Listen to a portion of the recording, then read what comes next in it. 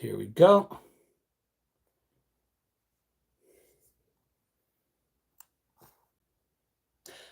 Well, hello to everybody joining in the replay while we're waiting for our live studio audience to join in. I just want to say welcome to the Sunday Night Wonderful World of Generation X.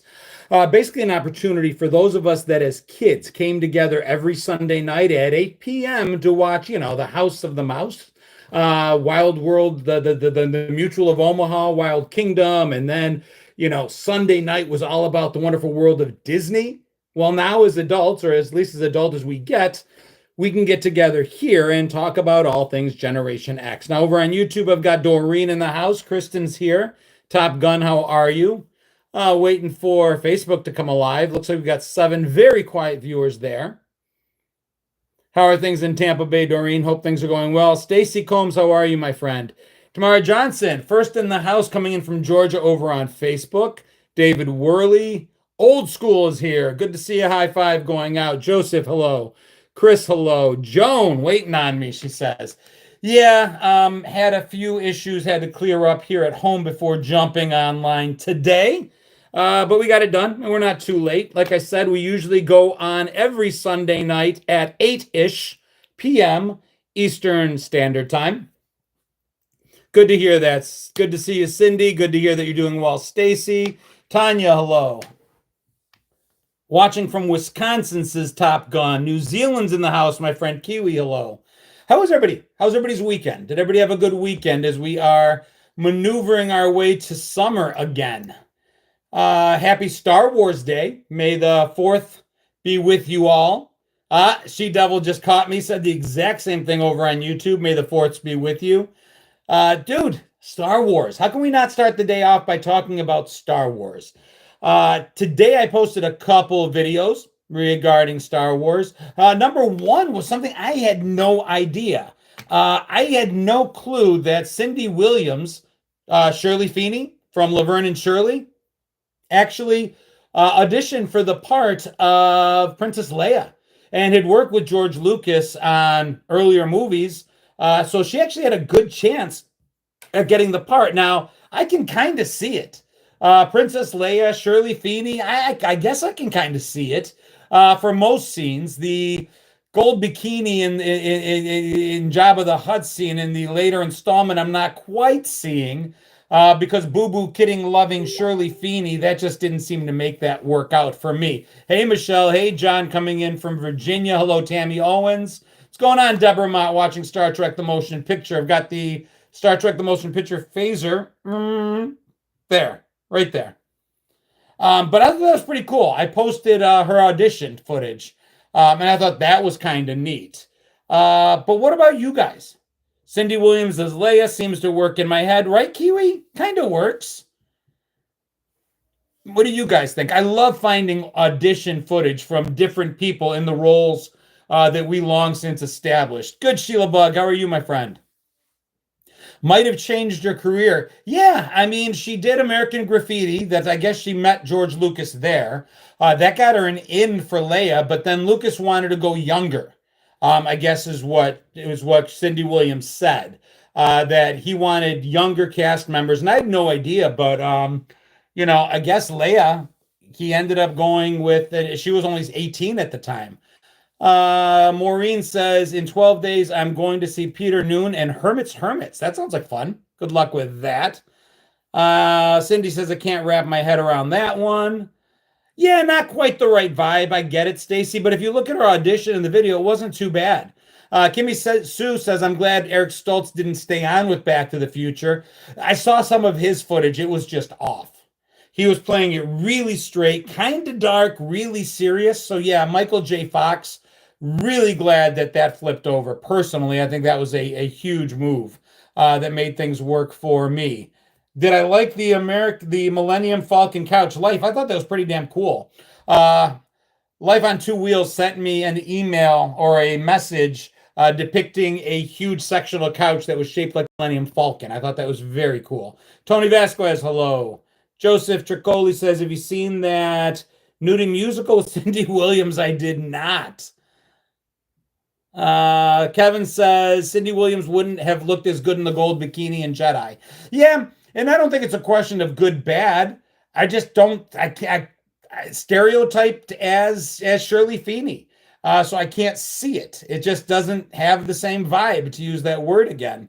I saw some audition footage as well from The Outsiders. Anthony Michael Hall auditioning for Ponyboy. That was pretty cool. Just different. Dan Rouser says, "May the fourth be with you." Thank you, and also with you. Eric says, "Am I the only weird one here that loved the smell of a Star Wars figure straight out of the package?" No, I think we kind of all like that new toy plastic smell. I get that. Rich Rock Mullen says, "I love your channel, dude. I know I'm off topic, but there was something magical about the 90s that can't be replicated." Dude, off topic is what we do here, because anything you guys mention is on topic. I start in one place and let you guys take it anywhere you want to go. But I've said repeatedly, the 70s were an amazing decade to enter this world. The 80s were an amazing decade to go through high school. And the 90s were an absolutely unbelievably incredible decade to be a young adult. I absolutely love it. What's going on, Jim Burtz? Jim Burtz says, "Don't see Nudie Musical. You cannot unsee it." Michelle says, "I saw first Nudie Musical. It was nothing that I thought it would be, but it was hilarious. Now I'm going to have to look at it." Kevin Parapoint says, "Sylvester Stallone was originally supposed to be Axel Foley in Beverly Hills Cop." I remember that. Totally different movie, I'm sure. What's going on, Kimberly Keller? Hello. Wirehead, hello. How's the knee going, Wirehead? It was noted in Laverne and Shirley that Cindy had a flat bottom. Okay. What else? Yeah, the 90s were cool, but as awesome as the 90s were, they had their own vibe. But the 80s, for me personally, maybe it's because the 80s were the decade I came into at 10 years old and got out of at 19. Those are just some magical years right there, from 10 to 19.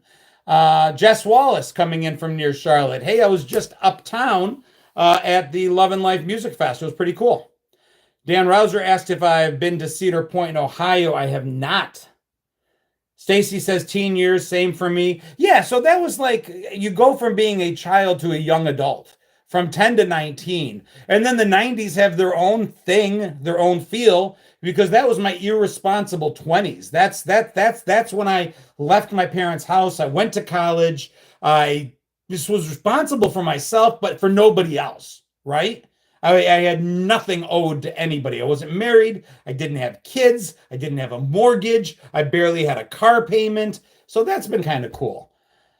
Brian Hunter, hello. Kimmy Sue coming in from Tucson. Tammy Elaine says she's been finding a lot of mushrooms. I don't know how to take that. Michelle says one of the songs said, "Let them eat cake, bagel, and lox, but let me eat that okay proverbial box." Okay. That must have been from the Nudie Musical. Rich says, "I was sitting in 9th grade in 93. There you go. That'll do it. Amazing concerts. Cindy Buckner says, "I came into the 80s at 13 and graduated in 85. Michelle Thunberg, hello, going right back at you. Oh, you're welcome, Rich. Keep them coming. Keep the comments coming.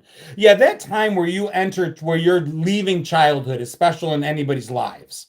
And for those of us that were fortunate enough to do that in the 80s, that meant that as we transitioned from young children to young adults, I don't think of 18 or 19 as adults anymore, but at that point in time, we were considered young adults then. Thank you, Deb. I appreciate that. Hello, Jenny.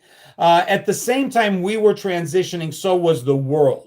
The world was entering into this new level of technology, where we went from our landlines and being tied to things at home to having things like cordless phones at home, answering machines so people could let us know they called us while we were out, beepers, pagers, so they could let us know they need us to get in touch with them, even though then we had to find a phone to do it.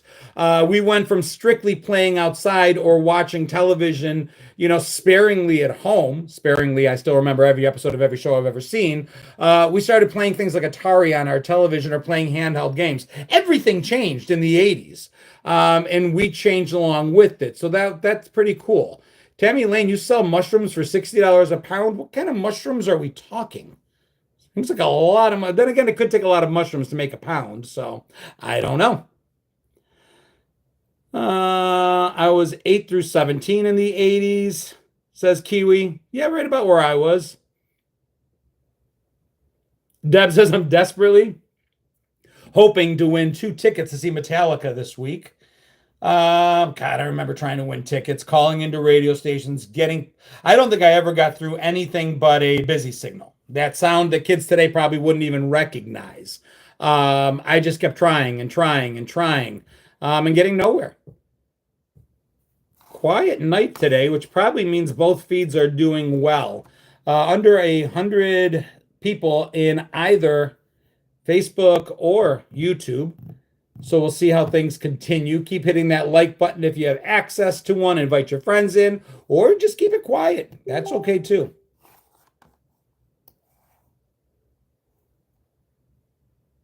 Thank you for sharing the stream, Deb. Edwin Rosa, thank you for becoming a follower. Stan Schultz, thank you for becoming a follower. Ricky Turk and Roger Van Lovender, also, thank you for being followers over on the Facebook side of the house. Kiwi saying, loving the live stream. Love having you here, man. Even though you are way out into the future. A shout out going to Maximilian over in YouTube land. Allison Ennis is heading out. See you. Glad to have you in here, even for a little bit of time. Angela Whiteacre, hello. By 16, I was putting my mom in the ground and on my own. Childhood, what is that? Yeah. I mean, and a lot of us, I had a very blessed childhood by all accounts. I loved my childhood. Yeah, I had to be an adult early. I think that was pretty much a stipulation for us all to be little young men and little young gentlemen and little young ladies and act like adults whenever we were expected to. But I was fortunate that I had a great childhood. Now, that said, a lot of Gen Xers didn't necessarily have much of a childhood. Andrew, what's going on, Goonie? Which I think is why we're taking it back now. We're still paying our mortgage. We're still paying our car payments. We're still feeding our kids. We're still putting roofs over their heads, even though some are less than kids. Some are grown adults of their own. Sometimes we're watching our adult kids and our parents in the same household, getting sandwiched in that way. But where we can, I think a lot of Gen Xers are taking the opportunity to reclaim a childhood. A childhood some of us had pieces of, a childhood some of us had a lot of, and a childhood some of us didn't have any of. I think all of those things are valid. Talking about first concerts over on YouTube, I see Metallica. That would have been a sweet first concert. Doris Clark McLiven, I probably butchered that, says that you're enjoying this. That's cool. Busy signal, call the IRS, you will hear it. Seriously, I would never call the IRS. They'd have to call me. Christy says, I'm a sandwich Gen X. A lot of us are. A lot of us are taking care of parents and kids at the same time. And you know what, Heather Torrance says, it's me as well. I have my parents and my 19-year-old in the same house. That used to be the way things were, though, especially in my culture, the Greek culture. Intergenerational households were common. And everybody tried to pick up the slack where they could, kids and elderly both. So I'm not necessarily sure it's a bad place to be, but it's stressful. It's difficult. And I pray someday that you'll look back and be thankful for the time with both your kids and your parents in the house, and there's good to take out of it, but I'd be lying if I didn't acknowledge that it's difficult and stressful. Darren's first concert, Run DMC. Renee's was Motley Crue. Dude, you guys have awesome first concerts. Leo saying, yeah, like the Waltons. Absolutely. I mean, that was the way it was. The elderly didn't have enough money to live on their own. The young certainly couldn't, so we all just lived in houses with all of them. Wirehead started life in a 4-generation house. James says, I'm living at my parents' house helping care for my dad with dementia. That's a lot. Nikki's going to see ZZ Top in August. Bon Jovi, first concert for Joan. First concert for JTR was Quiet Riot. U2 for Eric. Mine was nowhere near as cool. I mean, it wasn't a cool concert, right? Like Motley Crue carries a level of coolness. If you saw the Scorpions or Judas Priest, you could walk into school that day with a concert t-shirt and be like, dude, my first concert was Judas Priest. It's kind of cool. Mine was Night Ranger and Starship, the Sister Christian We Built This City tour. So I'll be lying if I didn't say if I said I didn't enjoy it, I did. It just didn't carry the cred, the street cred that some of yours does. Jamal, what's going on? May the fourth be with you as well. Sheila Bugg's first concert was Leonard Skinnard, enjoying that Southern rock. That's pretty damn cool. Kevin says Beach Boys with the Everly Brothers opening was my first concert. Parents go with you, maybe? Deborah saw ZZ Top. They still playing? They still rocking those beards? They looked 90 back then. They were probably 30. Jeremy says my first concert in 85, Hank Williams Jr. JTR last concert was Arlo Guthrie. Well, I just went to a concert this weekend. I got to go to the Charlotte Love and Life Music Fest. It was pretty cool. I just saw day before yesterday, Third Eye Blind. Dude, they have not missed a beat. Let me tell you, they did. I felt like I was instantly taken back to the 90s. It was incredible. Semi-Charmed Kind of Life, boom, took me back like that. Also saw a kid named Benson Boone that I didn't know of his music really before I went, but the kid was definitely trying to put some vibes forward, reminding us of Queen. He was definitely rocking the Freddie Mercury vibe. Z-Man, thank you so much for the donation over on YouTube. Appreciate you, my friend. Glad you're liking the content. And then it finished off the night with She Ain't No Holla Back Girl, Gwen Stefani. I have some content of hers I'm going to share shortly. She was still rocking it at 55 years old, guys. She was the choreography. She was up and down. The only thing is I do have a shot of her where she dropped down to her knees as part of the dance and needed a helping hand to get back up again. But no hate. 55, still doing it, so that was cool. Yesterday was Weezer, but they kind of rained me out. I left kind of early. Benson did do the flips, Jamal. He was rocking the flips. Singing, standing on a piano, and then doing flips left and right. And I'm like, enjoy it while you can, kid, because someday your knees are going to tell you that was not a good idea. Darren says I didn't mention, but Run DMC concert, JJ Fad, Public Enemy, DJ Jazzy Jeff, and the French Prince were all openers. DJ Jazzy Jeff was supposed to be at the Love and Life Festival that I just went to.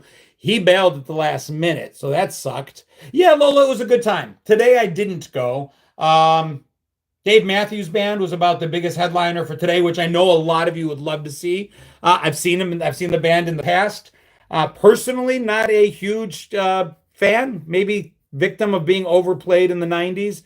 Weird Al's pretty cool, Dan Rouser. I like what he does for sure. So I stayed home today. Because if I did go, I would have missed this. And to be honest, I didn't want to miss doing this today. Saw ZZ Top in Hamilton. Extreme opened, More Than Words. Got a drumstick at the Renaissance Fair. Lucky enough to have Tommy Lee drop right in front of me after the drum spin over the crowd. Dr. Feelgood Tour. Very cool.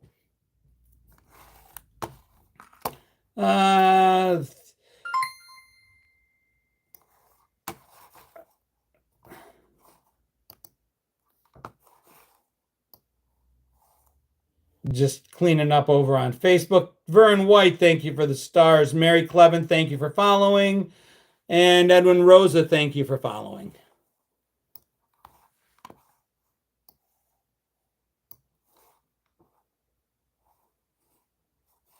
Got some spam in the YouTube side. No, I apologize. In the Facebook side of things that I'm just cleaning up.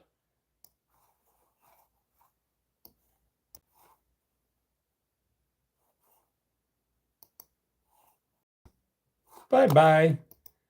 All right, Gary James, anybody that got a message from him asking to be friends because he loves what you post and thinks you're beautiful to look at, he's gone.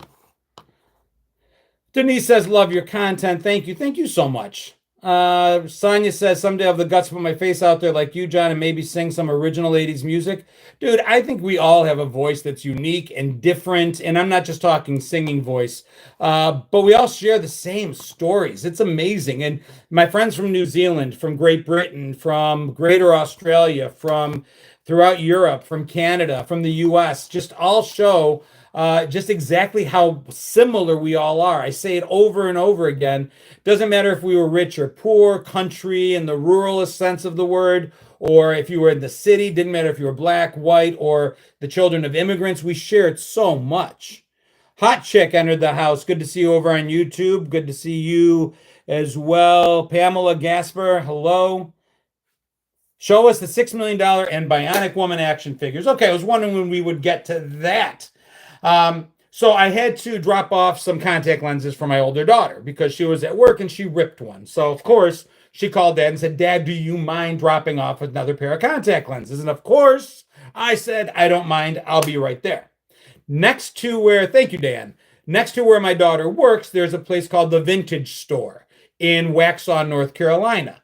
And I just figured, let me pop in there and just happen to see if they happen to have anything cool that I might want to pick up, right? Because you all know the story about the Millennium Falcon, how recently I found a Millennium Falcon and it was too cool.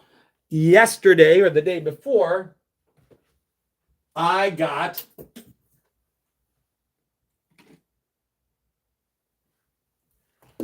$6 million man and the Bionic Woman. So I don't know how many of you guys remember this as a kid. I loved our toys. Darren, I grew up in Western New York.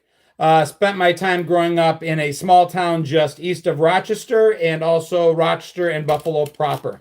The arm doesn't work anymore, but he's got the engine block that shows. It's funny that they have it, and I just noticed in his left arm. Shouldn't be in his left arm because, as you all know, Colonel Steve Austin had a right bionic arm. So let me put it in his right arm because his left arm couldn't lift anything. So let's see if that might help. Nah, that's probably why. The right arm just not working. But, dude, it's there. Both sneakers, pair of socks, and there's a hole in the back of his head that as kids we used to look through in order to simulate using his bionic eye. So absolutely awesome. I was so psyched. I had this as a kid. Don't remember exactly what happened or how I lost it, but I just remember spending hours doing the jumps and just playing with it. Now, Lindsay Wagner, let me set that down over here. The Bionic Woman I did not have because as a kid, especially us boys, couldn't get around the fact that this was more doll and less action figure, right? But I'd be lying if I said I didn't want her as a kid because I still loved that show. I just watched today the Kill Oscar Goldman run where it was Lee Majors and Lindsay Wagner together against the Fembots. But her thing, she didn't have a bionic eye. She has a bionic ear. And her noise, and she turns her head, does this. Can you guys hear that? That's the point where she would put her hair out behind her ear, and you'd hear it as she was listening. Let me know if you can hear that. So that's pretty cool, number one. Number two, both of them show their bionic parts. She's got her bionic chip showing there. He has his on the same arm. But here's what makes this cool. Somehow, whoever owned this wasn't a kid. Couldn't have been a kid because the box is still up there. So I have the box.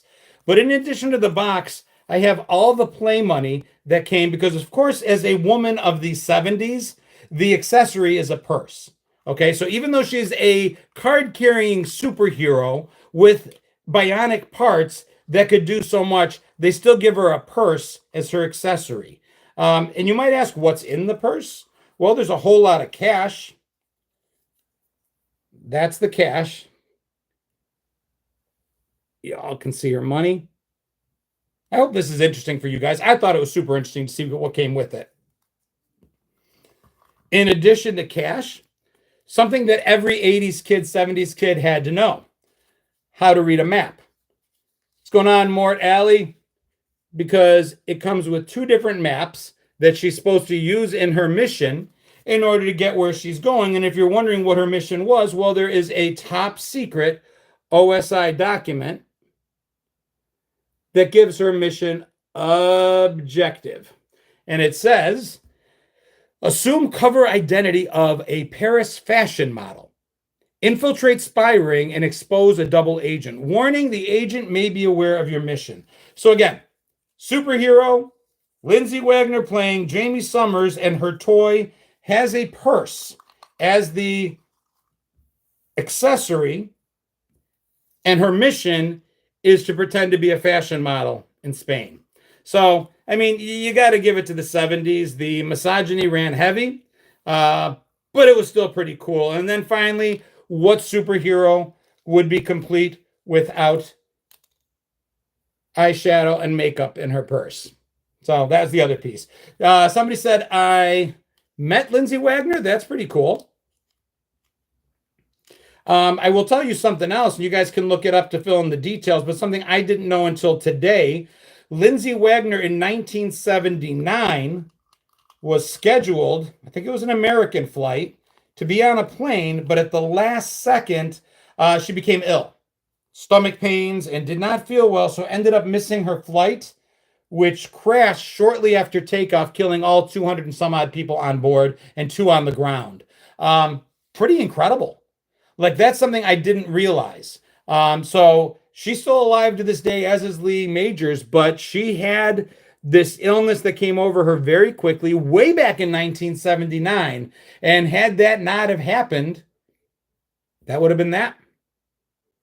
70s had Wonder Woman, Charlie's Angels, Bionic Woman. Yeah, and the funny thing is, so it was groundbreaking that they were giving women these opportunities, right? Women were superheroes. Women were showing that they were strong. All of that is cool. But at the same time, you had the episodes of Charlie's Angels where they were in the woman's prison and had to be hosed down. They spent so much time in towels and bathing suits. And it was like they had to play both sides of it. They empowered women and gave little girls the opportunity to play superheroes with women, which was cool. But she had to do her super hearing in clogs with a high heel. Wonder Woman had heels. It was this dichotomy, but it was getting somewhere. Yes, Angie Dickinson, policewoman too. And I remember at the beginning of that show, she's in the shower for some reason. It's just that was a little bit of both going on. But they did. Women were being empowered and powerful. And every time Wonder Woman or the Bionic Woman threw some guy up against a wall, a little girl was watching saying, man, I can do that. Retro Sonia says, I loved Supergirl in the 80s. Yeah, but again, it's that sidekick that she was Superman's little cousin, right? And a lot of times her job was to get in trouble so Superman could save her. I like that the Bionic Woman didn't do that. I just watched the episode of the Fembots where Steve Austin and Lindsay Wagner are both shot out of a submarine and have to swim to the island, and she gets there before he does.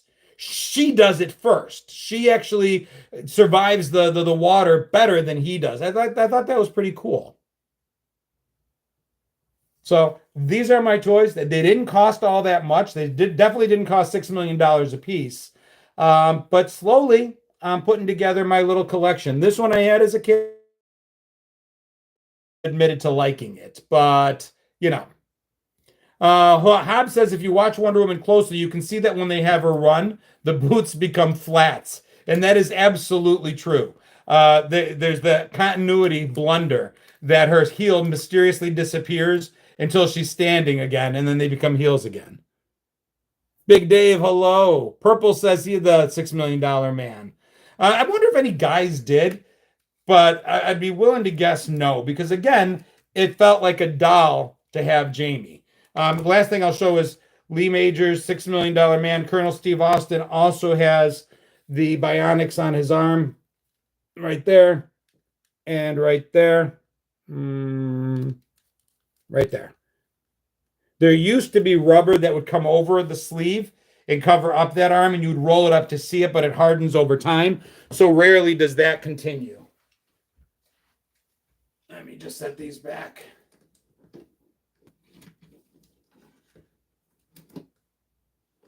Come on, Steve. There we go. And then Jamie. Like I said, she still has her box. She still has the instructions. So I got lucky.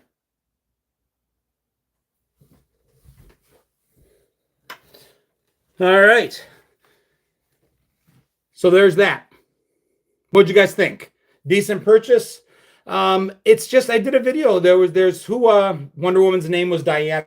It certainly was Diana Prince and also Princess Diana, which became a problem because if you remember correctly, Princess Di also became very well known shortly after Wonder Woman took to the air, and it was confusing that they had a lady Diana who became Princess Di, and Wonder Woman was known as Princess Diana. But at any rate, yeah, I saw a video of a finance person saying, don't spend your money on stupid shit. I don't think it's stupid. If you can afford it and you like this stuff, I really, really, really think it's a good idea to make your kid inside happy once in a while. Happy anniversary, Jody. Cross promotion, not a bad thing. Yeah, I mean, I'm not doing it as a promotion in any way. These are my stuff. I'd like to give credit to the toy stores just because I think they do a great job and they must struggle a little bit, but I'm having a lot of fun with it. We just never grew up and need the toys we never had or used to have, right? That's a big part of it too, is I feel like I'm reclaiming part of that money, part of that. The money's doing more than buying a toy. It's buying a memory. And I'm happy. Gen Xers, we always have cool collectibles. And I think they're cooler than what our parents had. My mom has so many like breakable collectibles. In your house, it might have been Hummels or plates. For some reason, moms collected plates that they put on walls, whether it was Norman Rockwell or Disney, whether they were just frogs. For whatever reason, a lot of moms collected frogs. Mushrooms were a big deal. I prefer to collect toys and vinyl. Someone told me playing video games was a waste. Now I'm a video game developer because I got some inspiration. My passion, not a waste. Absolutely. Ronaldo says it's an investment. Yeah, I'm pretty sure I could probably sell it for what I bought it, but you know, I'm happy. Just looking at what I'm putting together up here, it makes me happy. Owls were Stacy's mom. Vinyl is expensive, says Hot Chick. We had so many plates to sort through, says Ronaldo. I just caught that Tammy Elaine told me to dance on the chair. You really want me to hurt myself?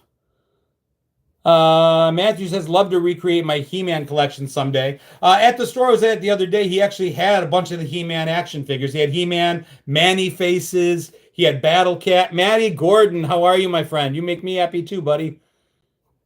Hi, Teresa. Hope you're on. Big brown glass ashtrays. You could kill someone with those things.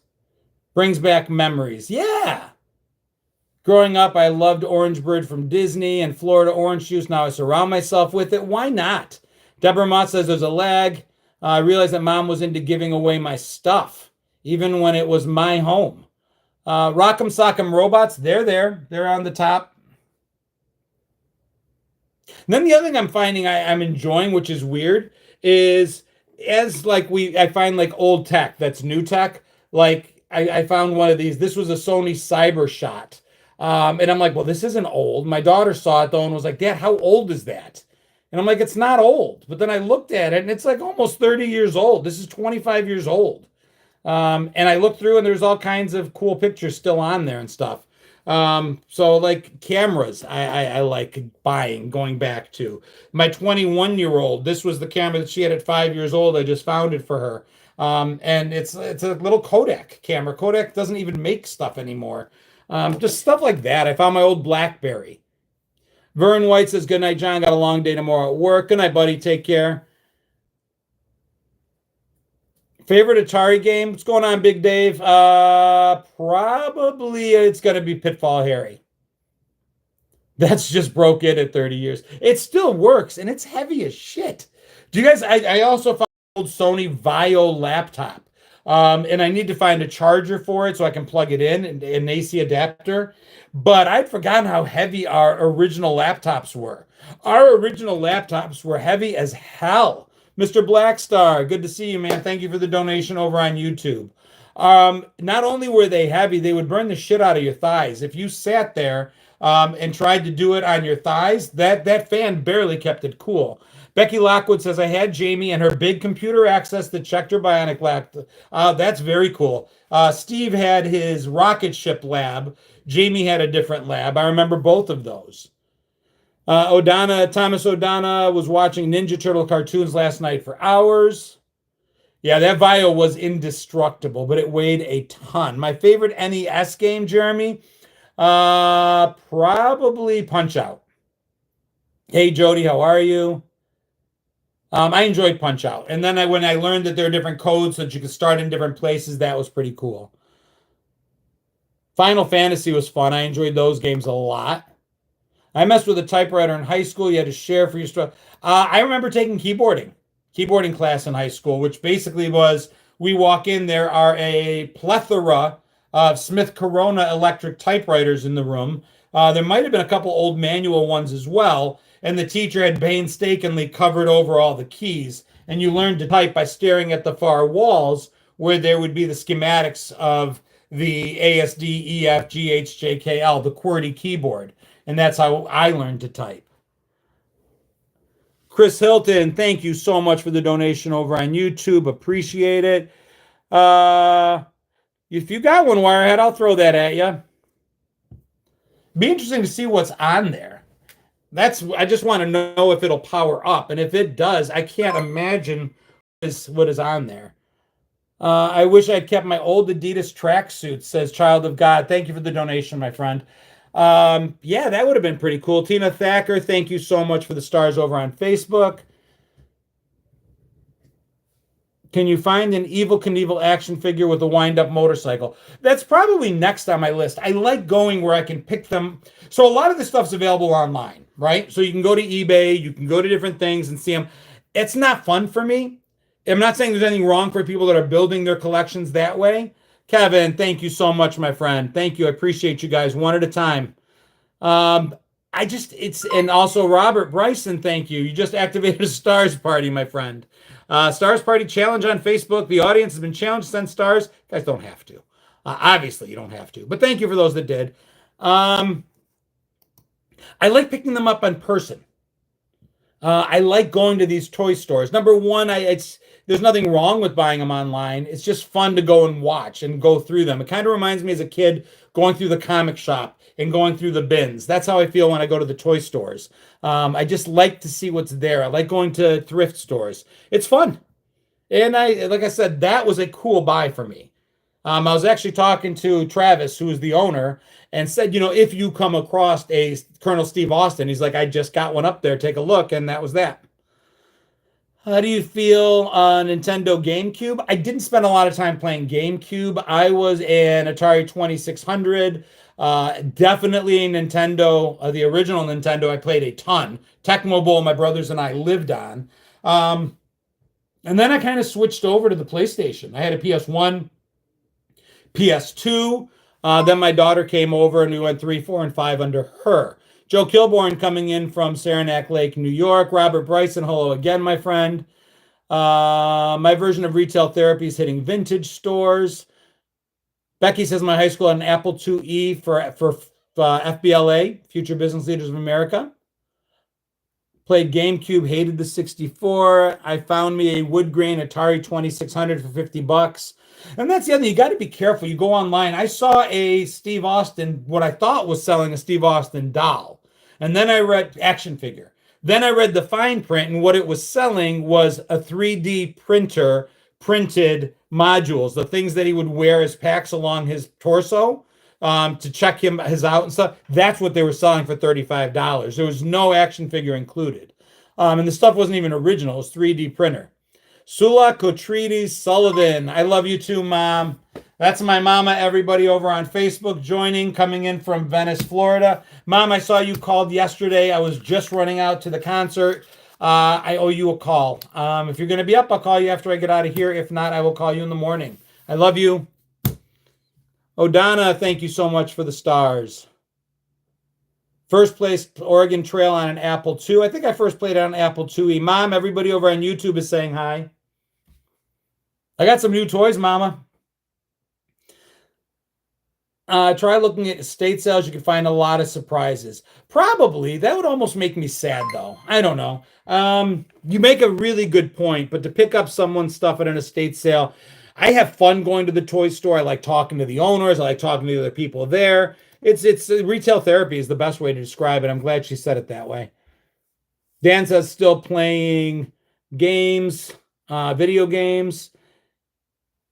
How many times a week? Yeah, that's not going to get answered, but I've got to read before I call out.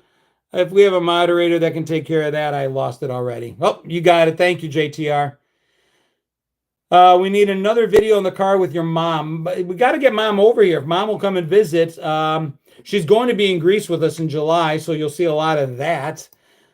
Sheila, I just put up a new trivia crack game. I'm allowed to create individual games now. It's just not 3-day challenges. So on my Facebook page, you will see probably 3 or 4 posts down that I made a new trivia challenge. This one is on sitcoms. Jody Stapleton, thank you so much. I appreciate the donation, the super chat.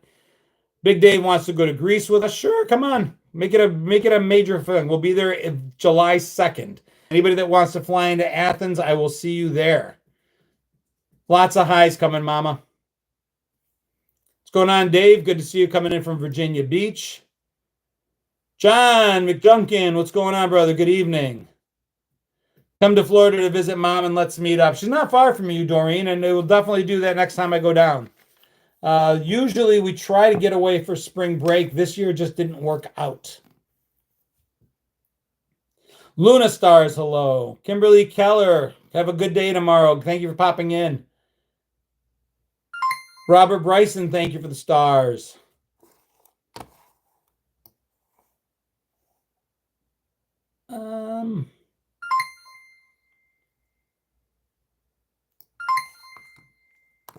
Thank you, Robert. Dude, thank you so much. Todd Reese, thank you for becoming a follower. Donna, thank you for the stars. O'Donna Thomas, thank you. Brian Hunter, thank you. You guys got it. It looks like achieved. Again, I wish I knew what some of that meant, but I appreciate it. How is everything coming out on Facebook right now? It's showing that my frames per second are running a little low. Hopefully you guys are okay. Again, I think it helps. We only have about 50 people on the Facebook side of things, coming close to 100 staying over on YouTube. I expect tons of pics from the Acropolis and the Oracle of Delphi. We'll take a lot of pictures for sure. Thank you, Dora. May the force be with you. Jessica, thanks for coming in from Bowling Green, Kentucky. No lag. Yeah, it's.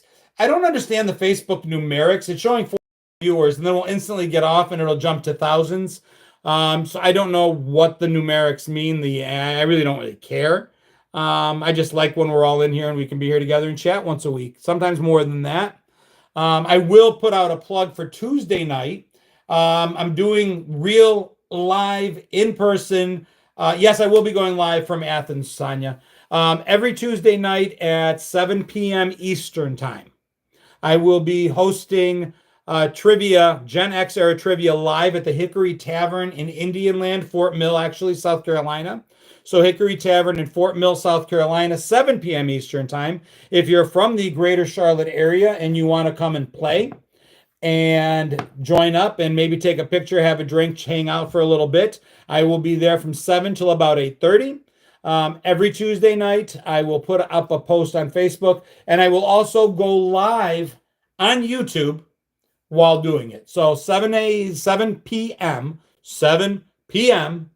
Eastern time, I will be going live on YouTube for a live Gen X trivia event. And you can join me actually live if you're in the Charlotte area, or will be in the Charlotte area. Yeah, flights to Greece are pricey, without a doubt, Dave. I purchased mine probably 6 months ago. Family's doing well. Jessica, thank you for asking. Andrew, my Goonie buddy, is listening to Casey Kasem on iHeartRadio. That's cool. Yo, what's up, Save the Lemmings? So y'all know what tomorrow is? Somebody's birthday is tomorrow, not mine. Any thoughts on implementing my idea for a Gen X live stream show done like a trivia battle MTV remote? My thoughts are that it sounds like a great idea, but it's just a stretch for me at the moment. Working with a couple different producers that would be able to do something like that. But the 3-view mirror and the live ones that I've got going on right now are about all I can handle. Kristen, 3-view mirror is tomorrow night at 9 p.m. Eastern time here on YouTube. Tomorrow is actually and I might get this wrong, y'all can fact check me, but I think I remember that tomorrow is somebody we watched turns 80 tomorrow. Somebody to Revenge of the Fifth. I like it. Somebody we watched that kind of told us the news that came in at every 10 on the hour, every hour, turns 80 years old tomorrow. 3-view mirror is tomorrow night. Yeah, we switched it from Fridays to Monday because we got a lot of people saying that Friday at 5:30 Eastern time made it very difficult to jump on the West Coast. And additionally, just was hard. So we're going to try Monday at 9. Curt Loader. Stacy got it. Curt Loader turns 80 years old tomorrow. Walter Cronkite. No, I'm pretty sure Walter Cronkite turned 80 a long time ago. But yeah, Curt Loader is turning 80 years old, guys. Yes, Eric. Chrissy says, can't stand that guy. John says, good grief. Lola says, holy shit. Thank you, Christy. I appreciate it. Yeah, Tracy, it's possible. Doesn't seem possible, right? Because how could he be 80 when we watched him when he was like, I don't know, 40? And it's only been 10 years since the 80s. The math doesn't work, but it is what it is. There's a lot of love-hate going on with Curt Loader. I often see I loved him as much as I hated him. But I mean, I don't know. I got a lot of my news from MTV. I still remember the instant that he came on to let us know about Kurt Cobain. It was a moment. I don't know. It's regardless. The fact that he is 80 is just like a Mandela effect. It's happy birthday tomorrow, Donna. Brian Hunter, thank you for the stars. It just doesn't seem possible. Red Jersey Girl says the math doesn't math. No, it doesn't math because like I said, how can he be 80 when we're still 30? But is what it is. I'd love to hear his perspective on it. I didn't realize he was that much older than us when we were watching. For him to be 80 today, yeah, let me think, 70, 60. That means he was 55 when I was 30. Yeah, I didn't think he was that much older than us. Dale says, I follow Martha Quinn, but Facebook likes to hide her from me.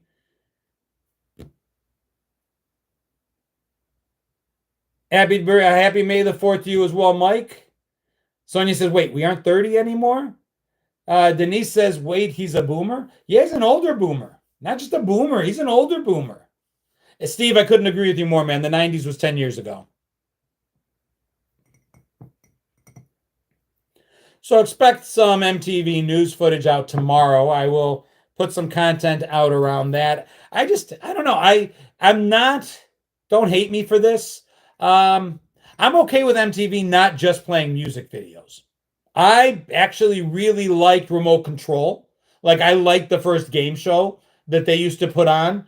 Jon Stewart had a show on there that was pretty cool, where we would write in ideas and he would create them. I don't remember what it's called. It was like we would send in ideas on VHS or something. And I liked the first couple of Road Rules. No, I got that wrong. Real World. I actually did like a couple of Road Rules too. When it was just like supporting the music. I liked when it was 80% music and then 20% like news and stuff to support it. That's when I felt there was a good balance. I didn't mind those shows. I know there's some traditionalists out there that are like, no. Music, television, just videos and only videos. But, you know, Beavis and Butthead, Kevin, Liquid TV, I liked it. But again, I just wanted it to be like 75-25. Hey, Joycey, how are you, sweetheart? You just missed my mom. Parental Control was great. The Osbournes was pretty funny. Aeon Flux, yeah, Liquid Television, Beavis and Butthead, all that stuff was good. Darla. Was that her name? She was like totally a Gen Xer. That was a good one. Aeon Flux was awesome.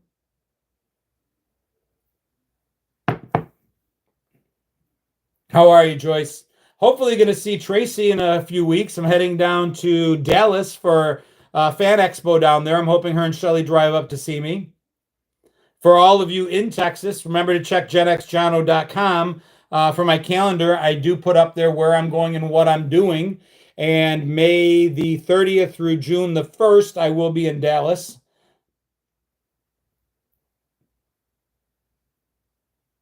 Is Brian Hunter from Texas? I don't know. I'm Rob.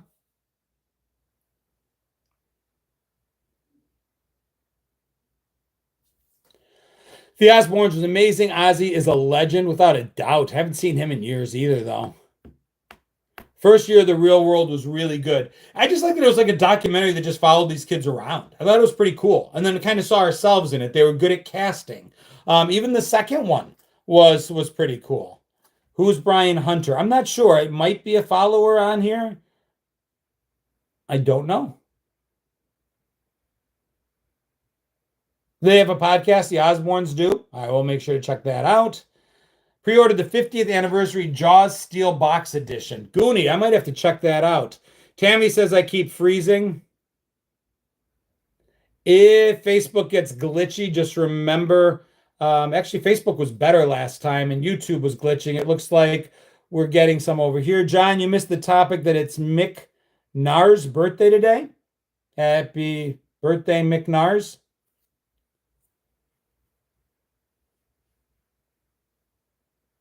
Mars. Okay, that makes more sense. Is anyone else having a blurred screen? Others said it was doing good on YouTube. It's always something on one of these. That would be Motley Crue. I gotcha.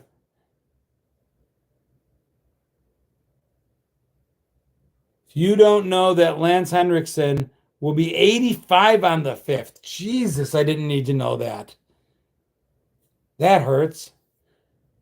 Feel free to come to Vegas. Odana, that is one place I don't know that I can go and still come home with a house. I don't have a gambling problem, as in I will go out of my way to gamble.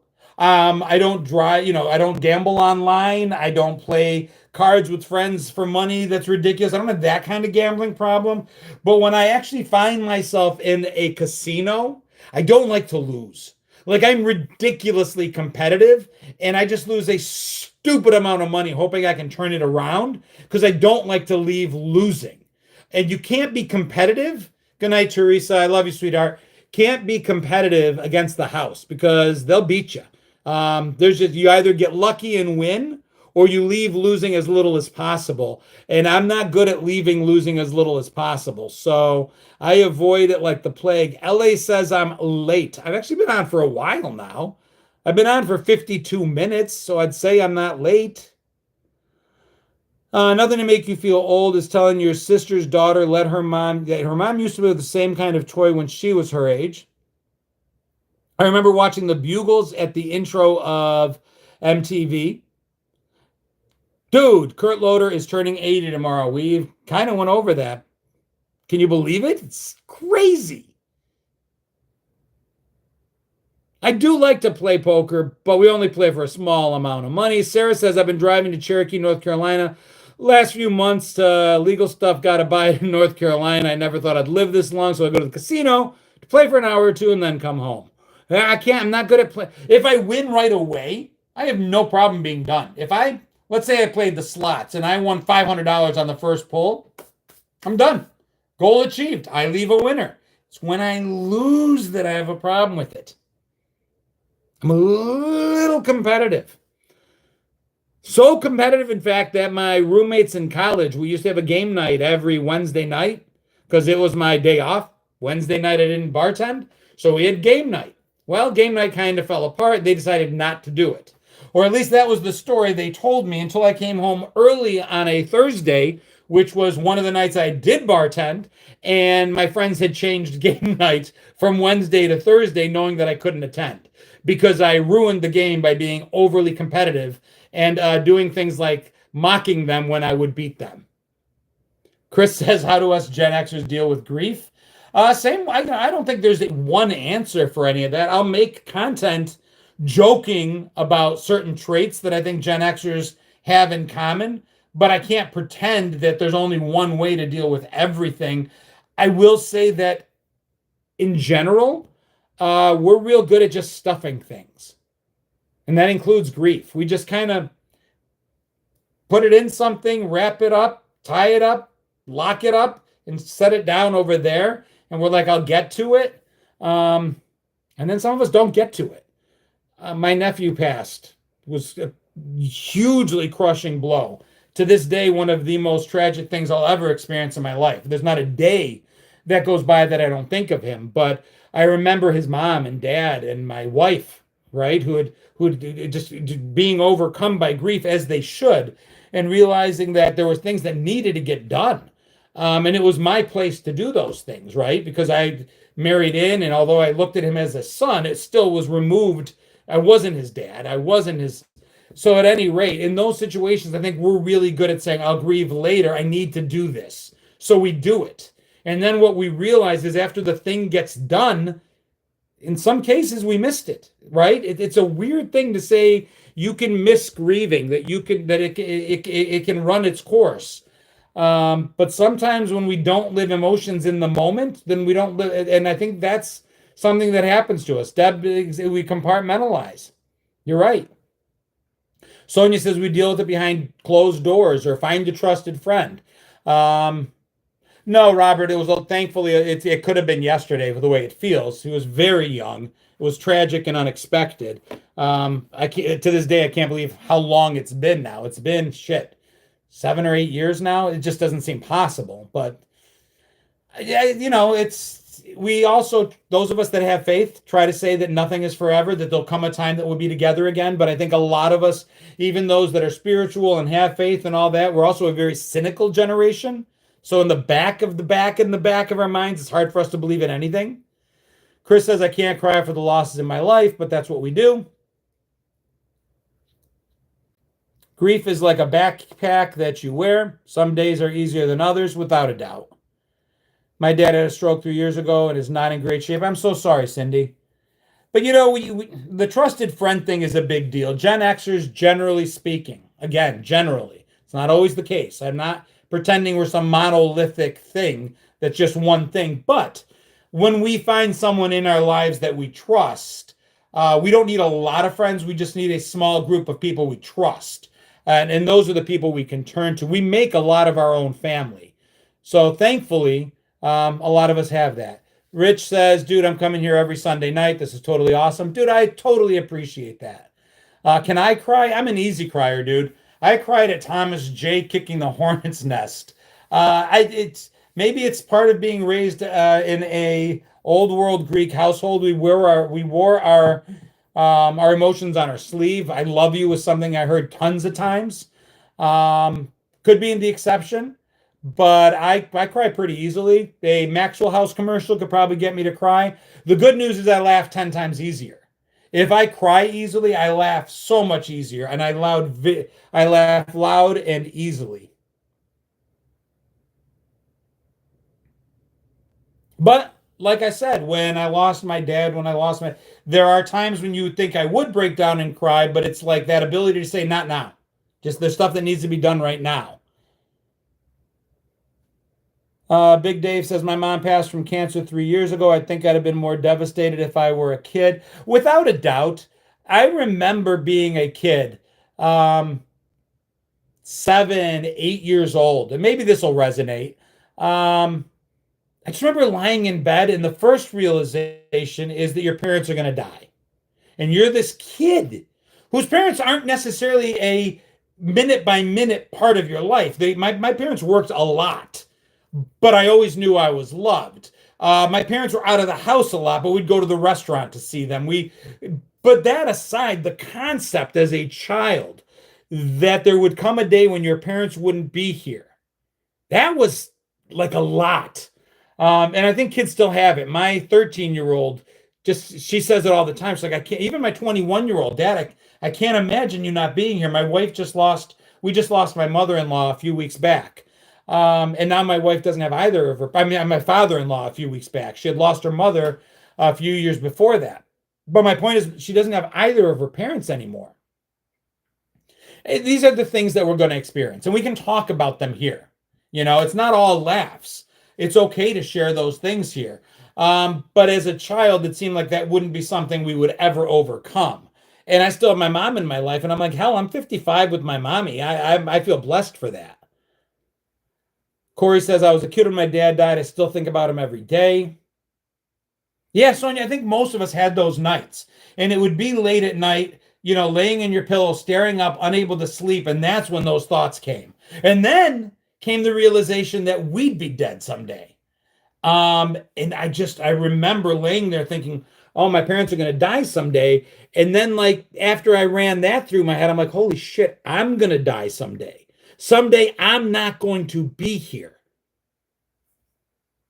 JTR says this is as close to therapy as many of us will get to. Hey, Joanne, I see you. Lauren says it's not easy becoming an orphan at this age. I think it's easier now than earlier. Kim, I can embrace that. Robert, I totally can get that. What's going on, Sarah? It's a weird feeling when the last anchor. So there's this saying that I've always said, and I'm not sure where I heard it or if it's something I came up with on my own. If it's something I came up with on my own, it's probably the most profound thing that I've ever come up with. But it's the fact that when there's someone on this earth that can look at you and refer to you as their child, then I don't think we're ever fully grown. If there's someone on this planet that can embrace you as a parent and say, you're my kid, you are my child, I don't think we ever enter fully into unmitigated adulthood if there is that person in our world. And it can be a bio parent, it can be an adopted parent, it can be an aunt, an uncle, it can be almost anybody. But if there's someone there that looks at you and says, you know what, I've got you no matter what, you are mine and my, that's amazing. So once that goes away, I think that changes something. I appreciate that, Elizabeth. Sarah, you have a wonderful night. Thank you. Mopman says, I'd rather crack a joke than grieve, and we do that.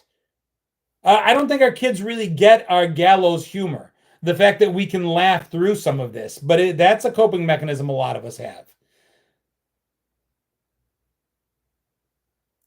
I hear you, Doreen.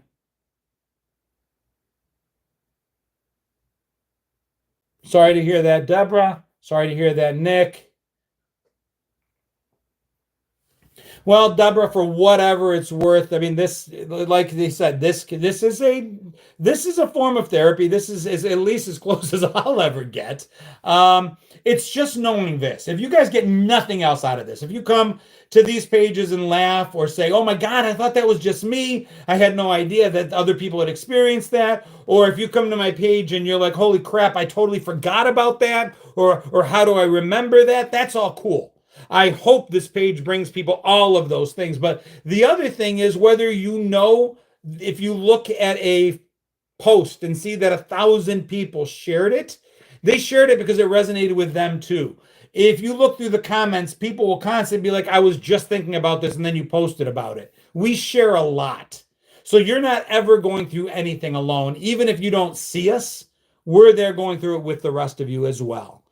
Deb Gen X says, I thought that was just me. This page is invaluable for those types of things about us. I appreciate that so much. That is probably among my favorite thing to read is when someone says, I thought it was just me. It's not. It's not just you.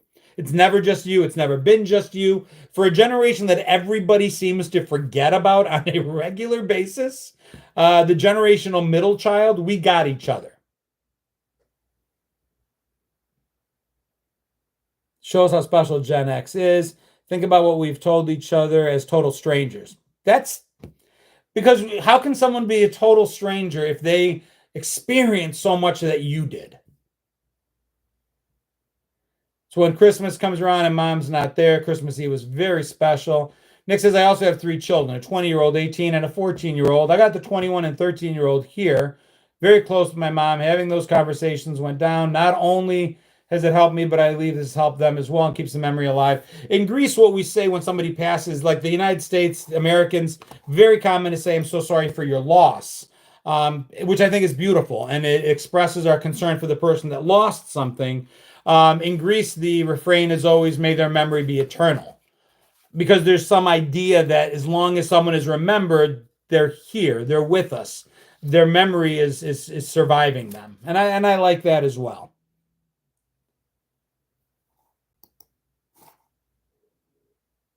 Oh, Donna Thomas, I appreciate that so much. What's going on, Jason? Luna, I'm glad to read that.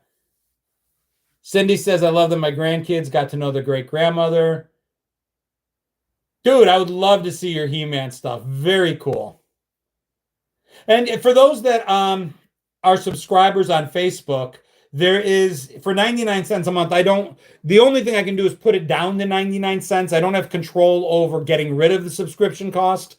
I have it set to the cheapest it can be set to, which is 99 cents a month. But if some of you want to share things with the broader people on here, subscribe over on Facebook, because everywhere you subscribe or you join on YouTube, that helps support the page monetarily and allows me to do what I do. And I thank you for that. But the benefit on Facebook is it also opens up a subscriber page, a private page, where the other hundreds of people that are also subscribing can share back and forth with you. And you guys can upload images, you can share things. It's just a really great place where it's not as one way as the rest of the pages.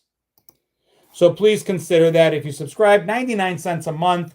For most of us, I wouldn't think it's a lot. And it does pretty much open things up. I have not read Val Kilmer's memoirs. I saw the documentary. The memoirs would be a good read for sure. Yeah, no, there's certain things YouTube does better and certain things Facebook does better. I agree. Nothing wrong with that, Rob. Appreciate you sharing. All right, Doreen, well, you have a good night's sleep. Does Greece have awesome beaches, asks Dave. Not in the traditional sense. I think people are surprised sometimes when they go to Greece. A lot of the beaches are very rocky. Oh, I appreciate that, Michael. Mr. Blackstar, thank you so much. Appreciate the membership. David Hibbard, you now joined over on YouTube as a result of being gifted a membership. Talk to you soon, Doreen. Greek islands, some of them have better beaches, but the water's beautiful. It's a different experience. I'm going to bring a positive in here, says Rhonda Gunn. 55, my 14-year-old daughter is giving a presentation to the Board of Education tomorrow. Good for her. Hope it goes well. I'm 55 with a 13-year-old. Sometimes I read so much about all y'all talking about grandkids, and I'm like, holy crap, I'm behind. Thank you so much, Warren. I appreciate that.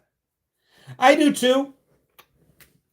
But Warren says, I missed the time before smartphones and social media. But what we're doing right now, some of us sitting in Tampa, Florida, some of us in New Zealand, some of us in the Charlotte, North Carolina region, we couldn't do this before then.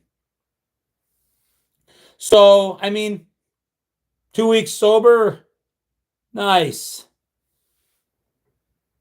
Hell, Hydra. Some people my age are already grandparents. A lot of them are.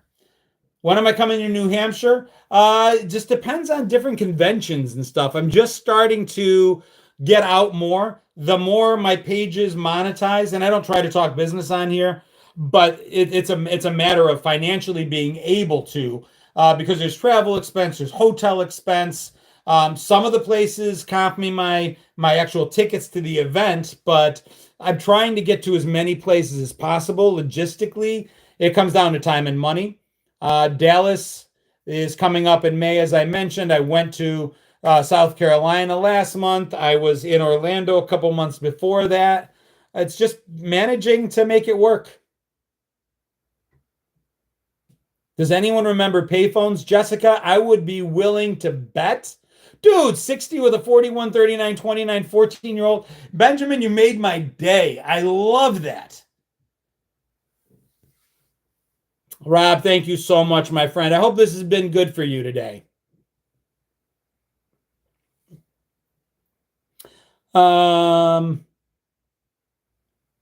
Too old for many millennial things, lost in the sauce. That's a zennial thing. You kind of fall into it between the two. Yeah, I think everybody on this page probably remembers payphones. Probably remembers conning the operator into thinking we were making a collect call when in fact all we did was shout over her. Mom, it's time to pick me up at school. Come get me real quick. Brian's mom can't take us home. And then I'd hang up. Class of the Titans. That was a great bad movie. I thought Hydra was an underground criminal organization that was in the Marvel Universe. That's what I thought it was.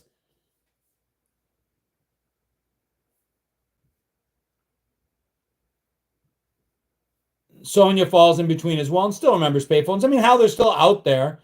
So here's the question. Who remembers payphones and who remembers phone booths? Because that's the difference. I remember payphones, of course, but I also remember remember Superman used to change in a phone booth, which I never quite understood. They were still see-through.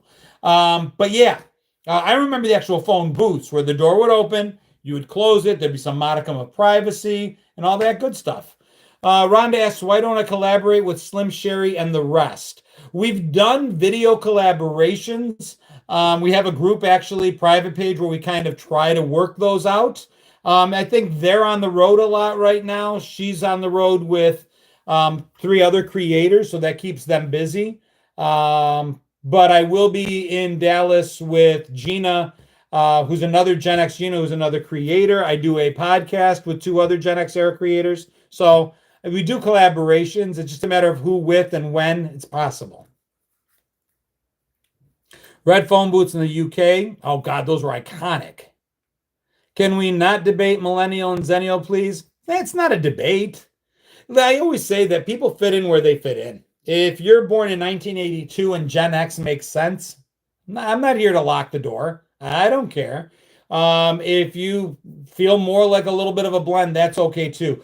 We grew up really not liking, take care, Jeremy, good seeing you, brother. We didn't like labels growing up, right?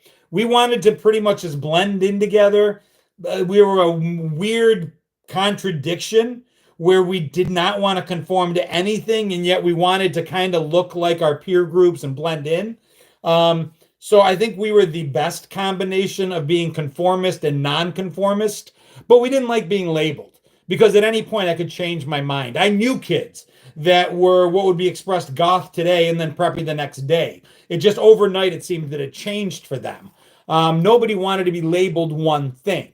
So when people ask me, what is podcast is called the 3-View Mirror. If you jump over on YouTube tomorrow night at 9 p.m., we do our podcast as a program, as a show, live every Monday night, and you can play along.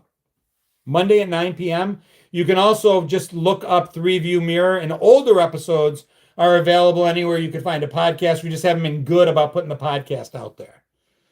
Thank you so much, Olga Jen. I appreciate you. 83 here, and Gen X makes sense. That's cool. Good night, Denise. And actually, we are getting to be what time? That's probably about that time, 9:47. We'll give it a last call. We'll give it another 13 minutes. I didn't realize we were on this long.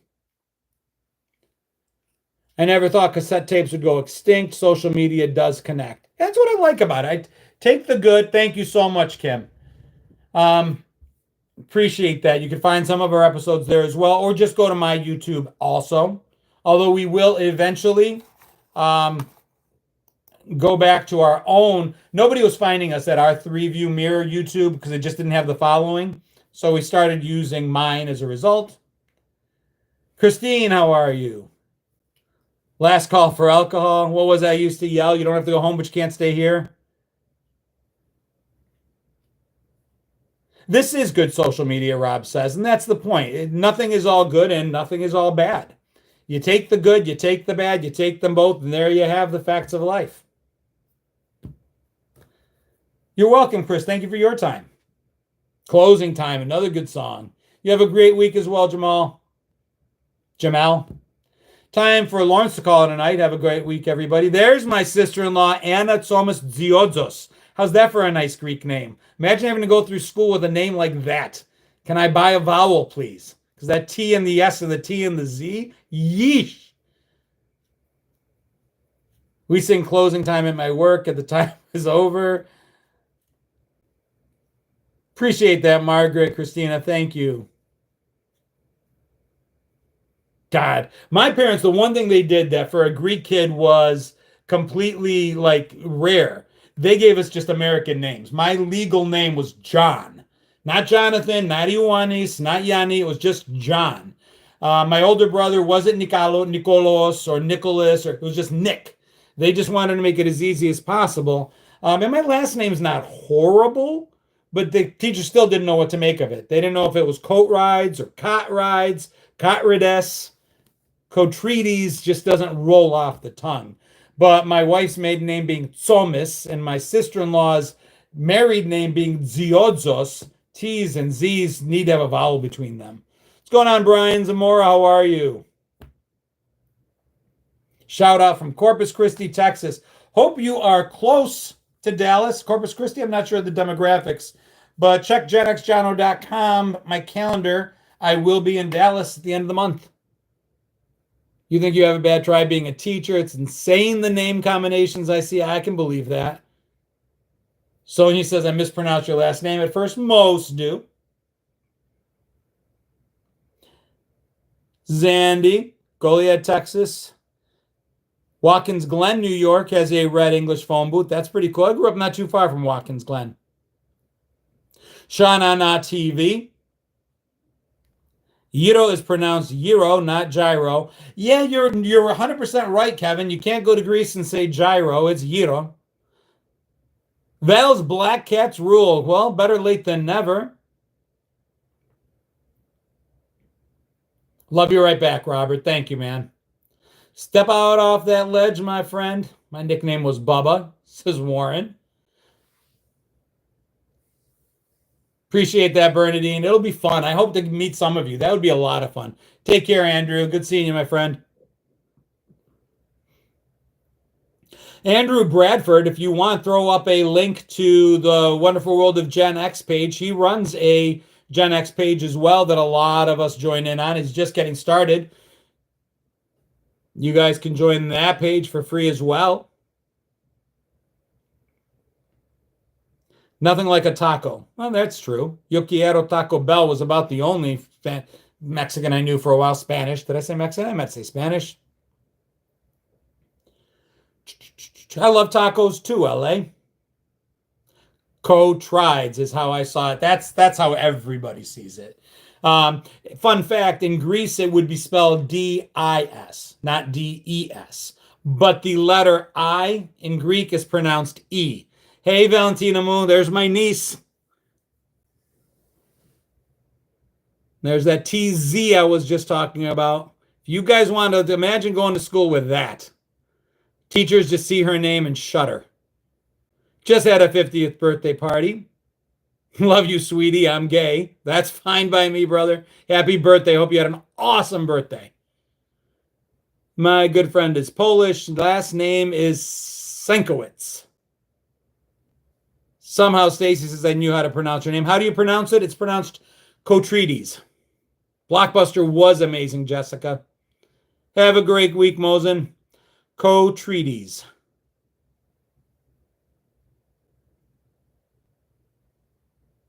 Love your good old days videos, says Jim. Me too. Kotrides. That's exactly right, LA. Or in Greek, it would be Kotrides. There you are, Dave. I was wondering when you'd show up. If you guys are ever in or around Buffalo, New York, or many of the other locations across the East Coast and want some amazing traditional Buffalo-style wings, just word of warning, medium is hot. Hot is ridiculously hot. And if you go up the scale from that, then you're on your own. I would recommend starting with mild and put some other stuff on the side. No, this is a high-quality t-shirt, but it's holding up.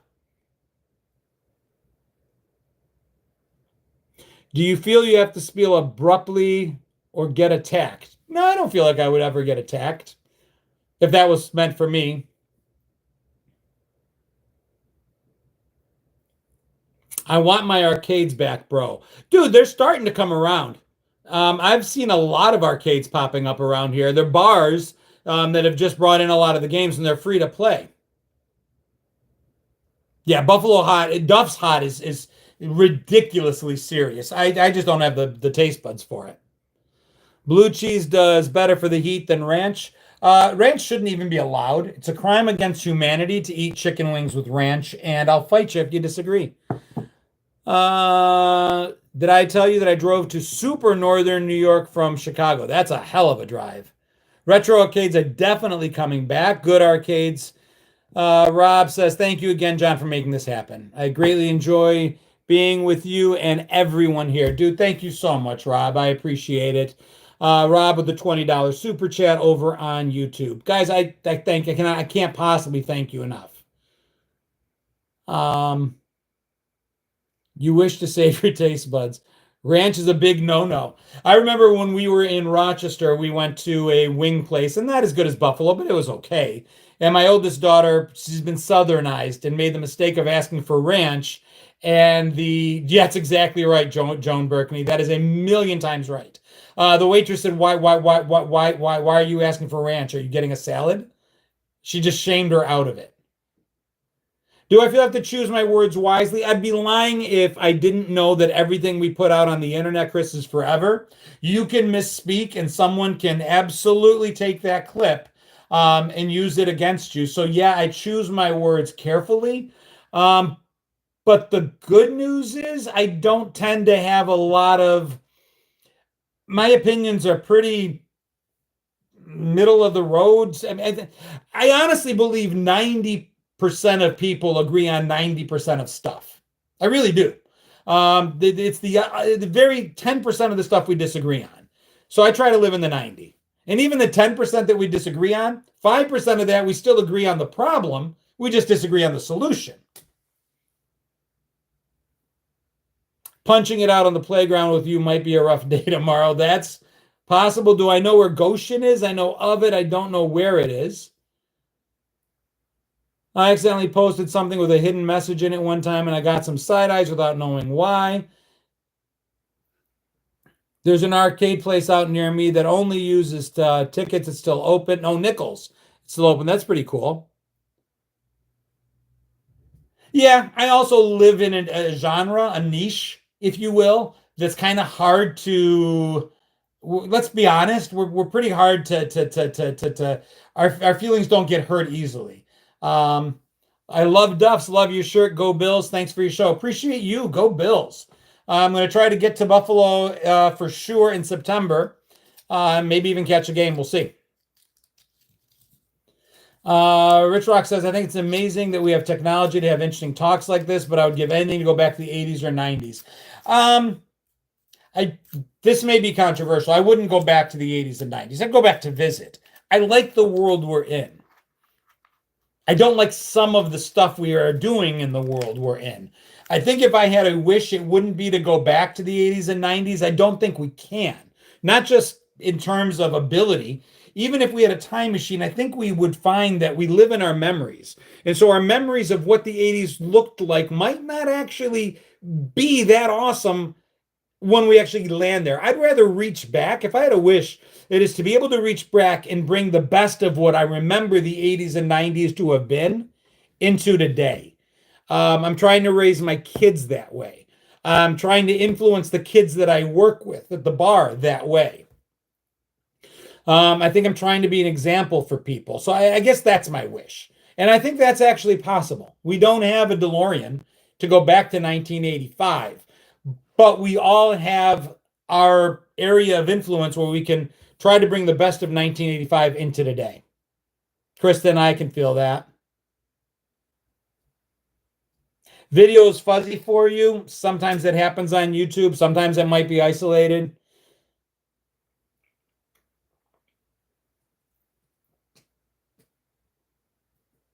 Is Gen X the problem or the solution? Yes. Generally not the problem, though, if I'm being honest, or the solution. Number one, there's not enough of us, and we're not in positions of power. The boomers have not really given up those positions of power. If you look at something like Congress, let's say, we're not there in the numbers enough to be the solution or the problem. And by the time they go away, it'll probably be millennials replacing them. And I think a bunch of us are selfishly kind of okay with it. We're like, all right, you guys just, y'all do you, and we'll just be over here eating popcorn, that, Jiffy Pop, and calling it a day. I don't know. We'll do what we can. Oh, love the music, Chris Murray. T-Man, what's going on from Calgary, Alberta, Canada? Vid is better for you now, Auntie. Good, I'm glad. Good night, Deborah Mott. And I think we are probably close to what? 10 o'clock, and we got on a little after 8. So, yeah, Warren, Gen X is very tough to explain. I think we like it that way. We get it though, right? We might be tough to explain to others, but if we know each other well, that's all that matters. Appreciate you, Rich. All right, guys, here's the drill. So next live will actually be tomorrow night on YouTube. If you want to be part of our virtually live studio audience, be on YouTube. You can just Google Gen X Jono and YouTube. It'll take you there. And you can join us at 9 p.m. Eastern time tomorrow night and play a game with us where you guys are part of a virtually live studio audience as we look back in time with 3 different topics about the 70s, 80s, and 90s, and have fun trying to discover what the hidden connection between those topics is. So that will be tomorrow night, 9 p.m. Eastern time on my YouTube channel. 7 p.m. says O'Donna. Yeah, I'm on the East Coast. After that, Tuesday night, also on YouTube, will be my Gen X era trivia night. That's where I go live from work at the Hickory Tavern in Fort Mill, South Carolina. And you guys can watch a couple hours of trivia as I entertain people in real time, or do my best to do that. Other than that, we'll see. Keep watching. Keep sharing. Dudes, the thing that helps the most is when you click that share button and share the content out to others. I appreciate you guys. Dale, thank you so much. I wish the same for you. Be good. Good night, Val. Good night, LM. Good night, Joe. Steve-O. Deb, Gen X. Love you guys. Peace.